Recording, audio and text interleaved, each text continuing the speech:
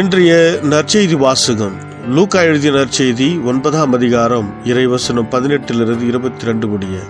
இயேசு தனித்து இறைவனிடம் வேண்டிக் கொண்டிருந்த போது சீடர் மட்டும் அவரோடு இருந்தனர். அப்போது அவர்களிடம், நான் யார் என மக்கள் சொல்கிறார்கள் என்று அவர் கேட்டார்.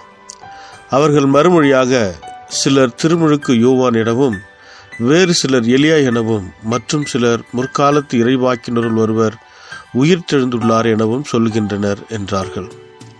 ஆனால் நீங்கள் நான் யார் என சொல்லுகிறீர்கள் என்று அவர்களிடம் அவர் கேட்டார். பேதுரு மறுமொழியாக, நீர் கடவுளின் மெசியா என்று உரைத்தார். இதை யாரிடமும் சொல்ல வேண்டாம் என்று அவர்களிடம் அவர் கண்டிப்பாய் கூறினார். மேலும் இயேசு, மானிட மகன் பலவாறு துன்பப்படவும், மூப்பர்கள், தலைமை குருக்கள், மறைநூல் அறிஞர் ஆகியோரால் உதறி தள்ளப்பட்டு கொலை செய்யப்படவும், 3ஆம் நாளில் உயிருடன் எழுப்பப்படவும் வேண்டும் என்று சொன்னார். ಇದು ಕ್ರಿಸ್ತು வழங்கும் ನರ್ಚೆಯ್ದಿ. ಕ್ರಿಸ್ತುವೇ ಉಮಕ್ಕೆ ಪುಗழ். ಲೂಕಾ ಅಧ್ಯಾಯ 9 ವಚನ 18-22 ಒಮ್ಮೆ ಯೇಸು ಏಕಾಂತವಾಗಿ ಪ್ರಾರ್ಥನೆ ಮಾಡುತ್ತಿದ್ದನು. ಆತನ ಶಿಷ್ಯರು ಒಟ್ಟಾಗಿ ಅಲ್ಲಿಗೆ ಬಂದರು. ಯೇಸು ಅವರಿಗೆ, ಜನರು ನನ್ನನ್ನು ಯಾರೆಂದು ಹೇಳುತ್ತಾರೆ ಎಂದು ಕೇಳಿದನು. ಅದಕ್ಕೆ ಶಿಷ್ಯರು, ಕೆಲವು ಜನರು ನಿನ್ನನ್ನು ಸ್ನಾನಿಕನಾದ ಯೋಹಾನ ಎನ್ನುತ್ತಾರೆ, ಇನ್ನು ಕೆಲವರು ಎಲಿಯಾ ಎನ್ನುತ್ತಾರೆ, ಮತ್ತೆ ಕೆಲವರು ಪೂರ್ವಕಾಲದ ಪ್ರವಾದಿಗಳಲ್ಲಿ ಒಬ್ಬನು ಜೀವಂತವಾಗಿ ಎದ್ದು ಬಂದಿದ್ದಾನೆ ಎನ್ನುತ್ತಾರೆ ಎಂದು ಉತ್ತರಿಸಿದರು.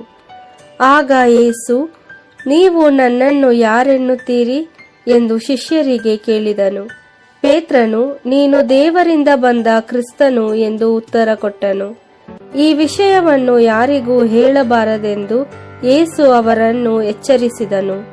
ಬಳಿಕ ಯೇಸು, ಮನುಷ್ಯಕುಮಾರನು ಅನೇಕ ಸಂಕಟಗಳನ್ನು ಅನುಭವಿಸಬೇಕಾಗಿದೆ.